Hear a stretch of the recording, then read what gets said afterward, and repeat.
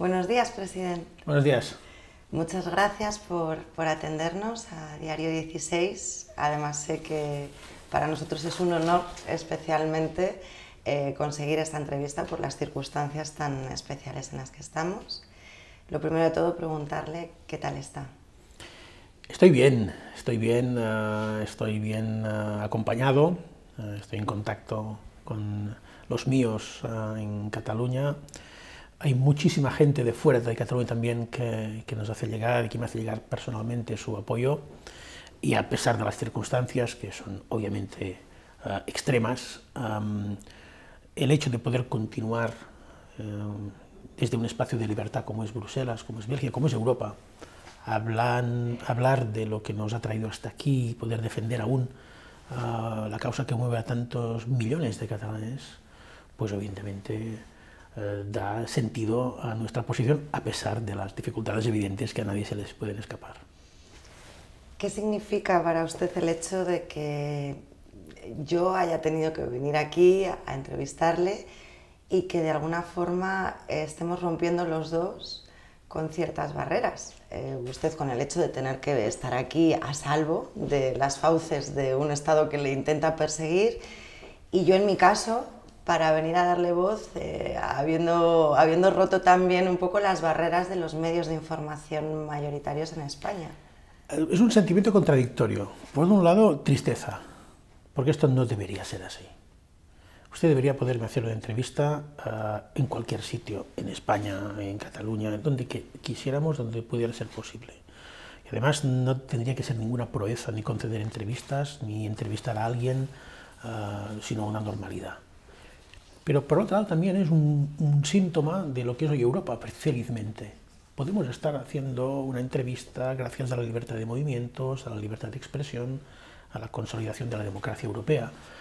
Y yo no me siento fuera de mi casa, estando en Bruselas, y creo que usted tampoco.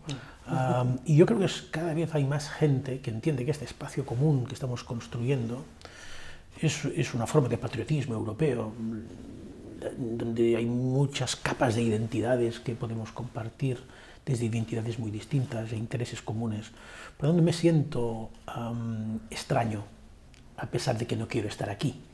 Esa contradicción de tristeza por estar aquí y al mismo tiempo celebrar que puedo estar aquí, que es un éxito de Europa, es una contradicción, en fin, que a lo mejor tiene que ver algo con lo que nos está pasando, ¿no?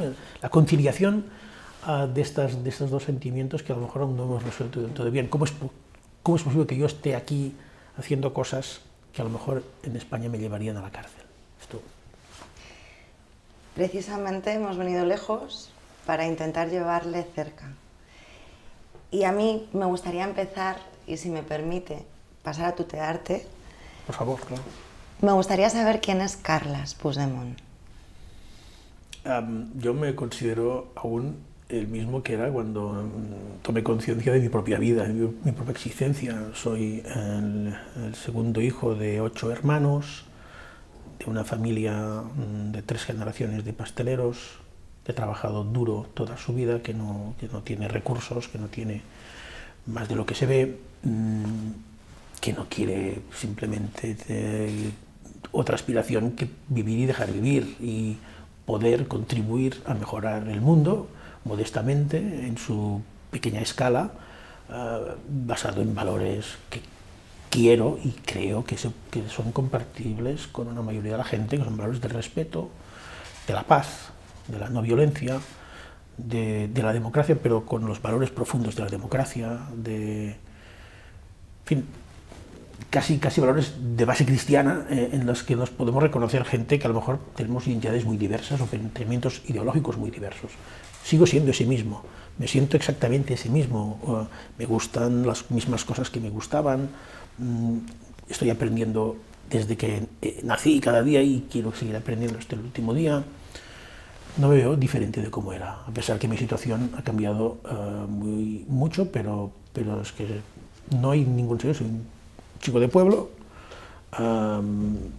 que por el azar hizo política y las circunstancias me han llevado hasta aquí, pero no soy uno de los mejores, de las mejores frases que hizo un amigo mío de la época del instituto, cuando fui nombrado presidente al cabo de un tiempo, me dijo, aún te reconozco como el compañero de pupitre del instituto y mientras te reconozca vas bien. Y frecuentemente me dice, te estoy reconociendo aún eres aquel. Este es el mejor elogio que pueden hacerme. Dicen que la política tiene mucho que ver con la calidad de la persona, ¿no? La política será buena en la medida que las personas mantengan su palabra y la política terminará siendo algo quizás oscuro y terrible en la medida que las personas que dirijan la política. ¿Tú qué estás viviendo a día de hoy desde la perspectiva humana? ¿Cómo estás viviendo esa experiencia política? Los valores humanos en la política. Yo siempre he sido un ser humano politizado. Yo cuando murió Franco estaba a punto de cumplir 14 años y por tanto esta agitación, este cambio profundo impactó en mi vida y yo entendí que hacer política no tenía nada que ver con la dedicación profesional a la política, sino en la toma de conciencia y de compromiso para el bien común. Por tanto, para mí la política va absolutamente vinculada al bien común. Por eso durante muchos años yo jamás quise hacer política, porque es que además no me lo planteé hasta cuando me propusieron ser alcalde de Girona, porque no me gustaba cómo se estaba ejerciendo y administrando el bien común por parte de la política tradicional. No, yo militaba, pero jamás quise estar en ninguna lista ni tener ningún cargo, porque para mí militar era un compromiso social con la mejora del bien común. Pero la verdad, la evolución de la democracia española a partir de aquel momento fundacional que yo viví muy intensamente a lo que acabó siendo, a mí me desencantó bastante. Y no es que tiré la toalla, no me quise dedicar, yo me dedicaba a otra cosa, y vi que era muy alejada la noción de que para mí era la dedicación política a lo que yo estaba viviendo, pero que sin embargo era lo hegemónico. Pensé, bueno, pues ya se lo harán, ¿no? Yo voy a votar, voy a participar, no voy a renunciar a mi rol de ciudadano activo, pero la política no es mi mundo. Yo creo que hay cambios disruptivos en nuestra sociedad que van empezando a acompañar a mucha gente que pensamos lo mismo, desde posiciones muy diferentes, a que ahora hay la oportunidad, verdaderamente la oportunidad que antes era imposible, de hacer política muy cercana a lo que pensamos que es hacer política. ¿Cuáles son esos cambios? Evidentemente la cultura, el conocimiento, la educación. Hoy tenemos sociedades, si nos lo miramos estadísticamente, seguramente más preparadas que sus gobernantes. Si hay un nivel de formación, de conocimiento lingüístico, de conocimiento del mundo, de acceso a la información, que antes no se daba, y hoy hay unas sociedades, digamos, de gente que tiene ganas y tiene conocimiento y capacidad de participar.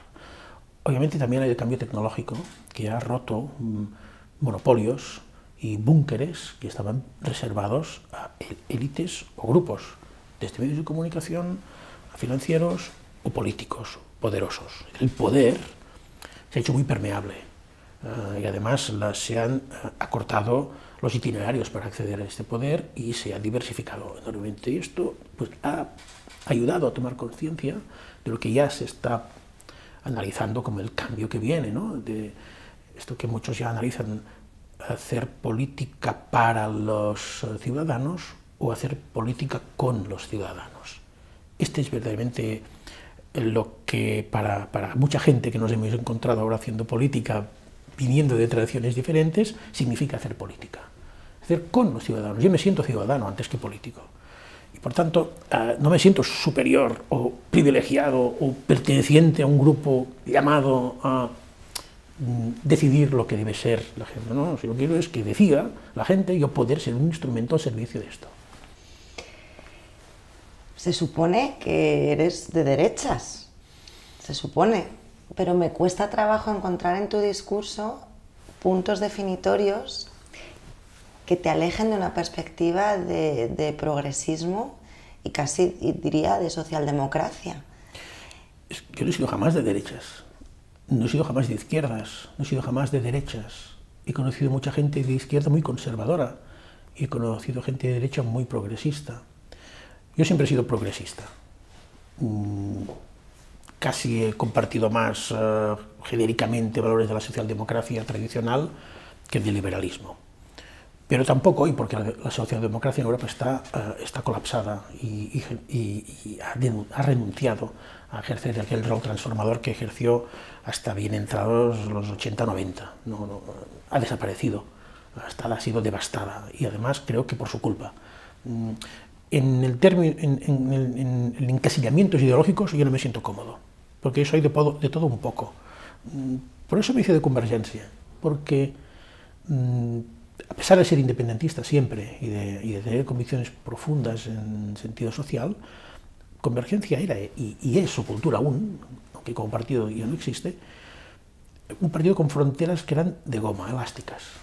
A mí la rigidez, la ortodoxia, la disciplina de partido me ha parecido muy poco democrático, un poco maduro. Yo quiero que la gente discrepe, que haya un partido donde gente pensemos cosas muy distintas, pero que nos sintamos cómodos pudiendo debatir en ese espacio. Y Convergencia, curiosamente, ahí convivíamos independentistas con autonomistas, gente que venía de la democracia cristiana o los que venían de la izquierda de Pallac, o gente que éramos inclasificables, o gente que venía, incluso, que venían del franquismo, ¿no?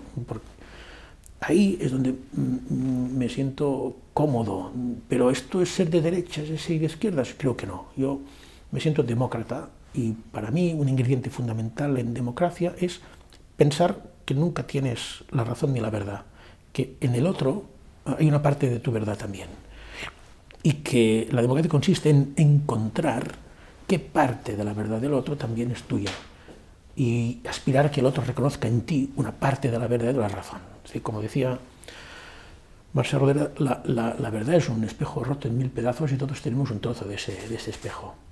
Y por tanto, juntando trocitos de espejo de la verdad, a lo mejor nos reconocemos más.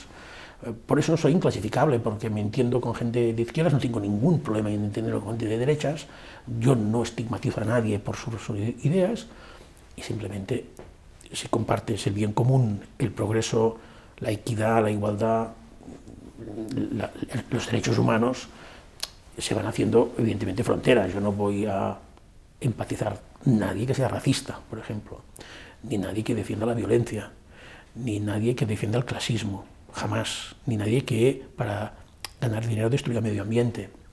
Cosas muy básicas que te hacen ser, en términos clásicos, digas, es de izquierdas, pues que me siento muy incompleto definiéndome de alguna forma, depende del momento, y yo no tengo ningún apriorismo ni ningún miedo, tengo valores democráticos que han guiado mi vida y van a guiar mi vida, haga lo que haga o no haga nada. Hablabas de Convergencia. Desde la perspectiva española, hablar de convergencia es hablar del 3%. Efectivamente. Corrupción, corrupción, corrupción. ¿Cómo ves tú la corrupción de una manera estructural o, como decía recientemente Felipe González, despistes generalizados? La corrupción existe, y ha existido bastante corrupción. Ha existido al amparo de un sistema, precisamente, antes le describía por qué no me interesaba hacer política en un momento determinado. ¿Por qué no era política? Yo veía cosas que decías, yo no quiero hacerme rico en política. Yo, si alguna vez me dedico en política, voy a poder demostrar a la práctica que voy a salir de la política igual de pobre o de rico como entré. Y no creo que fuera el caso de mucha gente iluminada, no es ayudarnada por la parte esta del ejercicio del poder en los años 80, 90.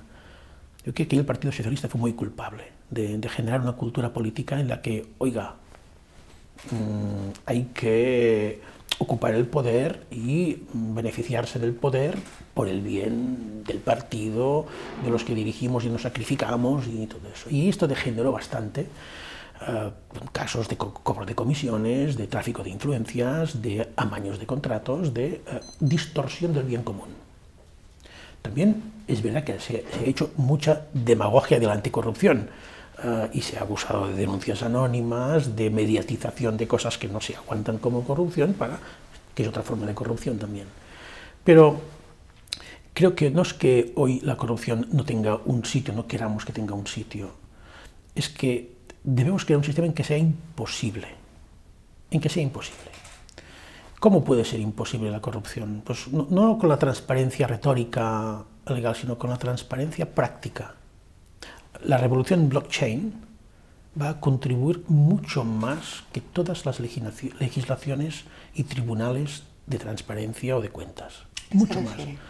Porque blockchain es un libro abierto, es un libro de contabilidad abierto a todo el mundo, que todo el mundo tiene actualizado al mismo momento. Es como un Google Docs, por contra de un documento de Word.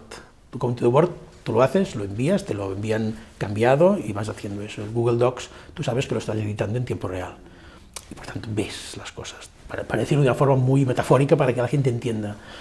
Porque hay muchos procesos de intermediación opacos, de idas y venidas, que con esa tecnología desaparecen. Ya empieza a haber gobiernos que publican sus presupuestos en tecnología blockchain, para hacerlos absolutamente transparentes, no porque lo diga una ley. Incluso no puede haber ley de transparencia, pero publicado de esta forma y monitorizado, oiga, que es que no se va a desviar ni un euro de ahí. Esta cultura, que es muy cultura de la España de las autonomías, de la España de la Constitución, de la monarquía constitucional, es la que queremos romper con la República. Si alguien piensa en corrupción, pues que piense en este modelo del 78, en esa monarquía que lo ha amparado, en ese sistema judicial, en ese sistema de partidos. No son los partidos de la República los que han amparado ese tipo de corrupción. Y no importa qué bandera lleve la corrupción, no importa, y qué proximidad tenga la corrupción con tu círculo, no importa, es corrupción, no puede ser calificada, no hay corrupción buena o mala, hay mucha o poca, pero es corrupción. Tampoco me sirve la excusa de que el Partido Popular seguramente es el partido más corrupto que hay en esos momentos en Europa. No me sirve, es igual. Yo que no quiero es que haya cultura que lleve a la corrupción, la cultura de la corrupción. Errores va a haber, pero ahí sí que me apunto un poco a la tesis de Macron en el derecho al error. Un ciudadano que a lo mejor, oiga, no ha hecho bien la declaración de renta o no ha tramitado correctamente el permiso para poder tener una actividad económica. Macron apeló al principio al derecho al error, y a lo mejor no debemos pensar que todo el mundo es un mangante y es un tío que quiere driblar al Estado y que quiere eludir. A lo mejor es más simple, es tan complicado que nadie consigue hacerlo bien a la primera ni a la segunda. Hay que ayudar a esta gente a hacerlo. Pero ha creado el paroxismo de la corrupción, ha creado una grave desconfianza en las instituciones y en el sistema, que en España estadísticamente se nota más que en otros países de nuestro entorno. Y eso acaba socavando la credibilidad, la confianza de los ciudadanos en sus instituciones, públicas o parapúblicas. La corrupción no hay que atacarla solo por el daño que causa directamente, sino casi más por el daño indirecto que causa. Y nos estamos recuperando de todo eso. Pero ojo, porque nunca uno sale siempre indemne, ni uno está a salvo de que no se puedan volver a repetir errores en el pasado. Yo creo que Convergencia ha asumido bastante bien cuál es su responsabilidad en todo eso. Y fíjese, hoy, ¿qué papel tiene Convergencia hoy en la política catalana? ¿Y qué papel tiene el Partido Popular? Y si Convergencia nota sus bases, que tiene que hacer cambios en la línea correcta, porque efectivamente es un partido que quiere, una cultura política que quiere continuar contribuyendo a hacer política de la mejor manera posible, excluyendo los errores y asumiendo las responsabilidades que tenga que asumir. Pero también es corrupción tomar la parte por el todo. Es decir, pensar que todos los que nos dedicamos a la política o los que somos del partido somos gente que estamos por el mismo sentido. Es exactamente el contrario, y lo digo generalizando en la mayoría de partidos políticos que yo he tenido la oportunidad de tratar. Los concejales, alcaldes, cargos que hay, la inmensa mayoría Son gente que a lo mejor puede cometer algún error, pero los que yo conozco te aseguro que no tienen la pulsión de la corrupción, sino todo lo contrario. Y a veces esto provoca que se paralicen muchas cosas por el miedo a que a lo mejor esto que es positivo, pero que nadie se atreve a hacer el informe favorable porque a lo mejor esto alguien lo toma mal y lo vende como no sé qué historia, voy a tener que ir a declarar a la Fiscalía, oye, mejor no lo hacemos. Y se paran cosas que dices, pero sí que no debería pararse absolutamente nada por ese miedo. Por tanto, bueno, esa es la reflexión. Miedo a la Fiscalía, miedo a la opinión pública, miedo. Yo creo que el miedo define ahora mucho la situación que podría describir a España. Miedo a la libertad de expresión, miedo a la acción política y al compromiso. Y este miedo quizás venga también a la lectura de autos judiciales, de decisiones de los tribunales que están llamando y sorprendiendo muchísimo a la población cada día más, aunque ya se encargan los medios de comunicación, de los que luego hablaremos, de tratar que no llegue del todo la información. ¿Qué opinión te merece el sistema judicial español ahora mismo? Es una opinión muy crítica, porque creo que precisamente si hay alguna asignatura pendiente de la transición es el sistema judicial. Pero incluso podría aportar datos objetivos que lo avalan. El informe Greco, los informes Greco, el último de enero de 2018, creo que señalan graves carencias en lo que es un instrumento fundamental de un sistema democrático, que es el poder judicial. En España no está separado del poder político, seamos francos. Pero es que no lo digo yo, es que las encuestas que se hacen en el mundo sobre la confianza que te puede generar el sistema judicial, los datos que hay en España es que contrastan con los datos que se pueden obtener en Alemania, en Suecia o en Holanda. Sí, entre poca y ninguna confianza en la justicia, en España está la inmensa mayoría de la gente. Está más del 58% de la población. Y ese dato en Holanda no llega al 34%. Solo hay un 6,6% de españoles que tienen mucha confianza en la justicia. En Suecia es el 18,6%. En Alemania es el 17%. ¿Por qué? Claro, esto no es casualidad. Esto tiene que ver con la realidad del sistema. No está funcionando. ¿Por qué estamos en la cola de la percepción de independencia judicial? ¿Por qué? Porque en España hay el récord de países europeos en incumplimiento de sentencias europeas. ¿Por qué? ¿Por qué hay estos nombramientos políticos en cúpulas judiciales y en lugares estratégicos? Porque el Tribunal Constitucional es evidentemente un tribunal de partido político intervenido directamente por el gobierno, como de forma escandalosa se ha visto estas últimas semanas, con llamadas pidiendo favores. ¿Por qué pasa todo eso? Pues porque no hay verdaderamente una separación de poderes y no genera seguridad jurídica, no genera confianza ni en los inversores ni en los ciudadanos. Y ahí hay un punto muy débil de esta arquitectura democrática del 78. Y nadie ha querido asumirla, al contrario, parece ser que se ha involucionado. Que lejos están los tiempos en que había presidentes del Constitucional como Tomás y Valiente, que evidentemente ejercían autoridad moral sobre las interpretaciones de la Constitución, acuerdo con el principio, con el espíritu incluso del pacto constitucional. Ha habido una involución y creo que esto explica en gran parte lo que nos está pasando ahí. No hay que olvidar que el origen, quizá el catalizador de lo que está pasando en Cataluña es una sentencia, digamos, judicial, que no fue judicial, fue claramente ideológica, ideologizada. Porque es que a lo mejor no puede ser de otra forma, por la forma en que se eligen los miembros del Constitucional. Hay un defecto de fábrica ahí que solo podía ser, digamos, corregido por la voluntad de los profesionales del entorno que se comprometían en, oiga, ya sabemos que estamos nombrados por no sé quién, pero vamos a ejercer lo que en realidad la Constitución nos encarga. Esto es muy preocupante, es muy preocupante.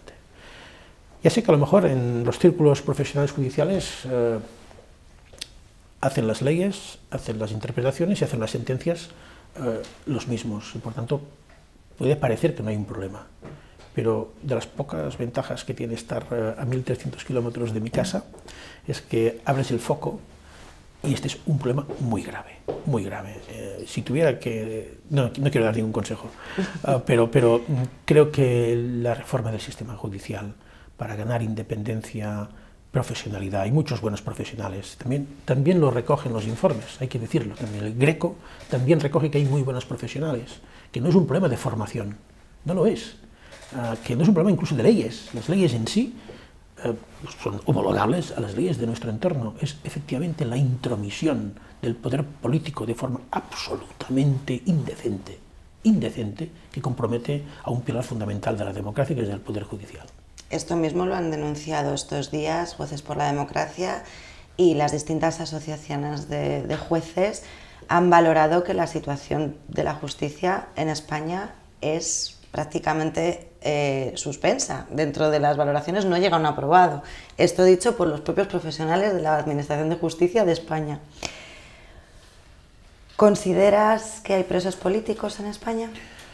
Es que hay objetivamente presos políticos en España, no solo porque yo opino que esto sea así, es que lo opina el mismo juez que hace el auto ratificando la cárcel para el vicepresidente Junqueras o para Jordi Sánchez o para Quim Forn.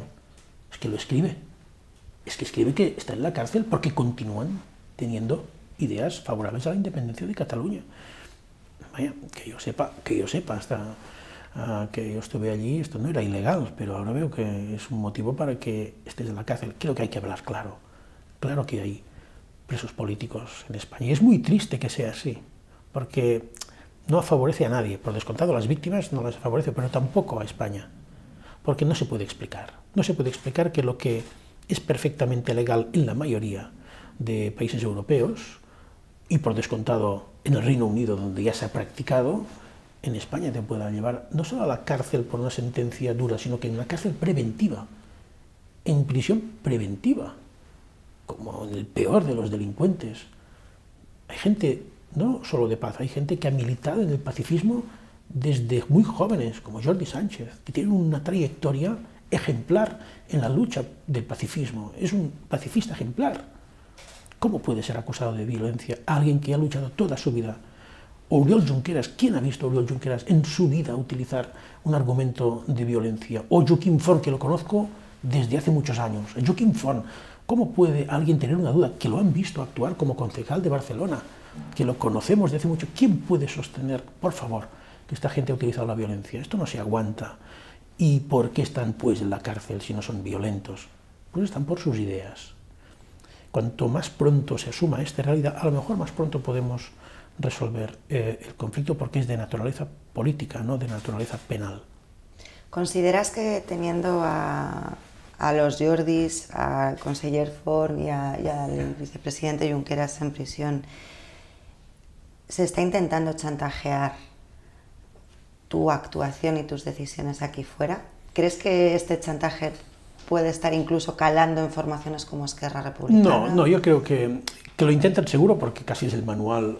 Si hay presos políticos, ¿para qué sirven los presos políticos? Para poder utilizarlos, pero felizmente, y además me consta de forma muy directa, son conscientes de esta posible utilización y no tendría ningún sentido que nos allanáramos y hiciéramos lo que espera el represor. Pero evidentemente estamos muy atentos a la evolución de las cosas. Me hace particularmente sufrir bastante cuando se utiliza ese argumento, porque me siento triplemente responsable de todo y por tanto lo encuentro doblemente inmoral, que se utilice el dolor y el sufrimiento de las personas para conseguir a través de estos medios lo que no dan las urnas, lo que no... Y todos estamos sufriendo. Es verdad, todos estamos viviendo un impacto que no deseo para nadie, en la vida de nadie. Gente en la cárcel, familiares, amigos, o gente en el exilio, lejos de casa, sin poder ver a tus familias. Esto es muy duro. Pero todos, y lo estamos haciendo, somos humanos y por tanto a veces pues, nos hundimos o cometemos errores, pero todos, sin excepción, estamos intentando sobreponernos a esa situación tan terrible, tan dramática, para no perder de vista el sentido profundo de lo que nos ha llevado hasta aquí, que nos conecta con lo que hablábamos al principio, esta noción de política, esta noción de democracia. Digamos al revés, ¿cómo podríamos estar ahora en Cataluña si hubiéramos faltado a nuestra palabra y a nuestras convicciones? Y si no hubiéramos dicho lo que públicamente dijimos y que aprobamos en sede parlamentaria. Sabemos que esto nos ha llevado a esta situación, pero ¿a qué situación nos hubiera llevado la renuncia, que a lo mejor habría encajado perfectamente en la cultura del Pacto del 78, pero no encaja en esta manera que antes comentábamos de entender la política con los ciudadanos, no para los ciudadanos, sino con los ciudadanos?